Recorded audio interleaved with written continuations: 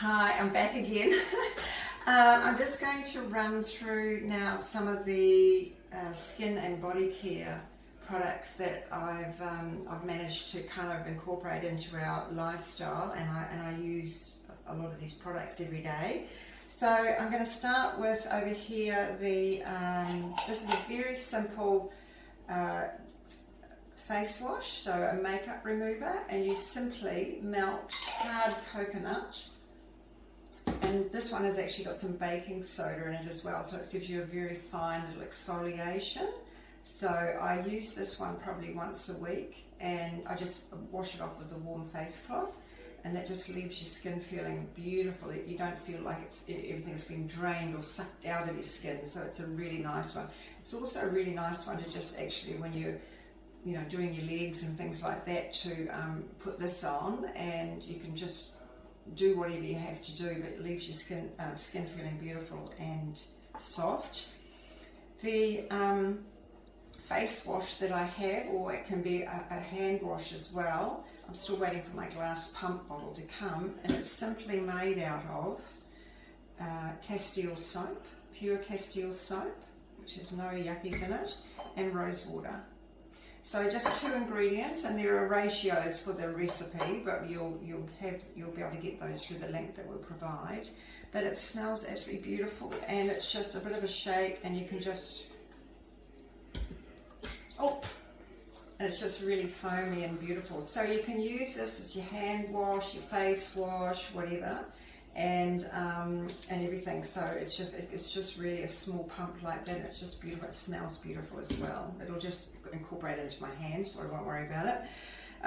The other thing that I have is Epsom salts, a container of Epsom salt. So if you're feeling kind of really tired and you just need to have a nice long hot soak in the bath, then half a cup of Epsom salts with some beautiful lavender oil, or if you haven't got a bath, then a foot bath with lavender, with Epsom salts and lavender oil as well, is just absolutely beautiful. I've managed to find, thanks to a friend, a new toothpaste, olive leaf toothpaste, and it's got absolutely no yuck things in it. It's an interesting taste, because we're so used to having all that minty, fluoride stuff, and it does take a bit to get used to, but if it's a really good alternative. For my body cream, it's a whipped body butter, and it's actually a little bit warm now because we're in the middle of summer, but it is literally 3 ingredients: fractionated coconut oil, which is a liquid coconut oil, which is an essential when you're making the your body creams; hard coconut oil, which is a little bit liquid at the moment; and then shea butter. So literally 3 ingredients.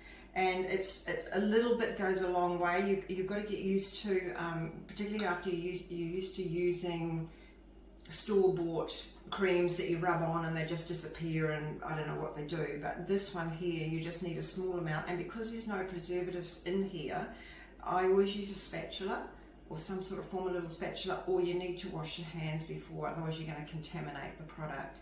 And then it's just a matter of dabbing it on and then just massaging it in. So we just need a little bit of self-love and self-care here. It will take a little bit longer, but and if you're feeling like too oily and like you're feeling like a coconut tree, you've actually used too much product, or you've not massaged it in enough, and it does take a little bit of time to get used to. However, once you do, you'll just absolutely love it, because it leaves your skin feeling nourished the whole day. You don't, like commercially bought creams and things, you often put them on and you think, well, my skin still feels really dry, whereas this never will. So, and I've just recently made this, so this is how much it makes, and it's a very simple little recipe. You melt these 3 ingredients together, pop them in the fridge to set, I put them in my cake mixer, and beat them until it turns into a whipped body cream or whipped body butter. It's just super easy. So one of those, this will probably last me about 3 months, because I use it, it's a ritual, arms, legs, body, wherever it's, exposed kind of thing, or wherever you feel like it. And I also add essential oils into here. My summer blend is frangipani and patchouli. So, and in the winter I use geranium, lavender, and I think geranium and lavender, yeah, that's what I use. So that's very, very easy. With the deodorants, you can buy some really good chemical-free deodorants on the market. This one here is, it's an Australian brand actually, but here's a whole list of things that it doesn't contain. So, and it's a spray-on little job, and I really love that. And I did used to use this because a friend of mine told me about it, but I need a chemist to sort out what's written on the back. You know, some of the words are, some of the ingredients are beyond me, you know, so yeah, so I'm a bit question mark over this one, but this one definitely yes. However, just recently I thought I'm going to give homemade deodorant a whirl as well, and it's just a matter of, it's just a mixture of this and some beeswax, literally, so it's super easy. And again, I've added some essential oils in here, but what I have found with this, you've got to actually massage it into your armpit. But I have found that you do need to probably add it, you know, do it a couple of times a day, particularly if you're really hot. So that's just, but still, it's easy, homemade, 5-minute job, basically. The other thing that I've actually done is just recently, because we just went away for a couple of weeks, is I've made some suntan cream.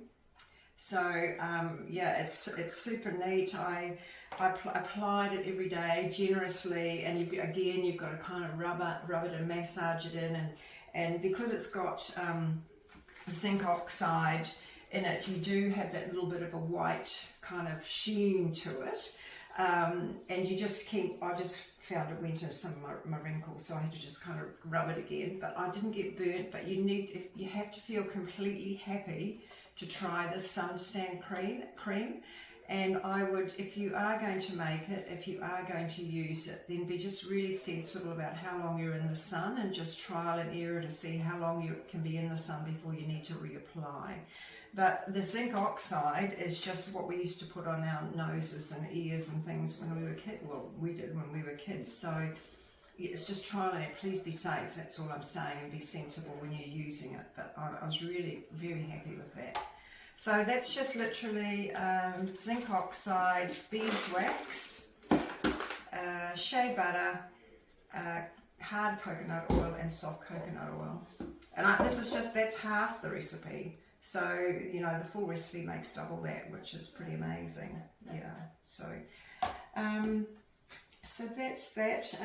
There's some, one of the things I just wanted to talk about is if you're wanting to eliminate a bit of plastic out of your house, which I absolutely hate Glad wrap. So on the website that you'll get a link to, you'll be able to see how you can make your own beeswax wraps. And it's so simple. You just buy a piece of gorgeous cotton fabric, whatever suits you, whatever you like. You put it between 2 pieces of like greaseproof paper with the beeswax on it, and you just iron it until it melts. And basically when you go to put it on a container, the heat from your hands actually forms the mould around the actual container. So that's all I use in the fridge now. It's just so easy. And I still have a roll of Glad wrap in my drawer down there, but it's used on very, very rare occasions. So that's how versatile these are. And you just wash them in warm soapy water. You don't wrap meat or anything like that in them, you know, you have to be a bit sensible like that. So yeah, just warm soapy water and shake them out. And yeah, so I've had these for a good number of years. I'm looking a bit worse for wear, but anyway. And they're just so easy and cheap to make. So again, another great saving on that department. I think that's about it so far. But on this Chrissy Ballinger's website that we'll share is a whole range of recipes you can make from, if you've got babies. There's a baby booty balm you can make. There's the lip balm, eyebrow serum. Oh, look, there's just hundreds and hundreds of recipes. Well, not hundreds, but there's a lot of really great recipes. And you'll find some will work and some won't, but you'll just, over time, you'll just know what was going to work for you.